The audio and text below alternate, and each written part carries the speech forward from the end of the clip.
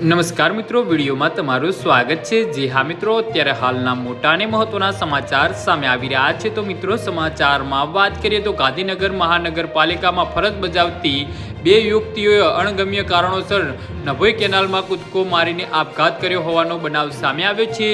Fire brigade દ્વારા ભારે જહેમત બાદ ચુંડાલ કેનાલમાંથી બંનેના મૃતદેહ બહાર કાઢવામાં આવ્યા છે। આ અંગે અડાલજ પોલીસ મથકના ઇન્સ્પેક્ટર એલડી આડેદરાએ જણાવ્યું હતું કે ગઈકાલે રાત્રે 8 વાગ્યાની આસપાસ એક વ્યક્તિ કેનાલમાં પડતું મૂકતા પહેલા પોતાના પરિવારને ફોન કરીને જાણ કરી હતી। તે પોતાની બહેનપણી સાથે આપઘાત કરવા જઈ રહી છે, જે બાદ પરિવારજનોએ તેમનો સંપર્ક કરવાનો પ્રયાસ કર્યો હતો, પરંતુ બંનેના ફોન સ્વિચ ઓફ આવતા હતા। આથી પરિવારજનો દ્વારા પોલીસને જાણ કરવામાં આવી હતી અને આ બાબતની જાણ થતાં જ અડાલજ પોલીસ અને ગાંધીનગર ફાયર બ્રિગેડનો કાફલો નભોઈ કેનાલે પહોંચ્યો હતો। જોકે કેનાલમાં પાણીનો પ્રવાહ વધારે હોવાથી બંને યુવતીઓ તણાઈ ગઈ હોવાની આશંકામાં શોધખોળ હાથ ધરાઈ હતી। આખરે ચુંડાલ કેનાલમાંથી બંનેના મૃતદેહ મળી આવ્યા હતા।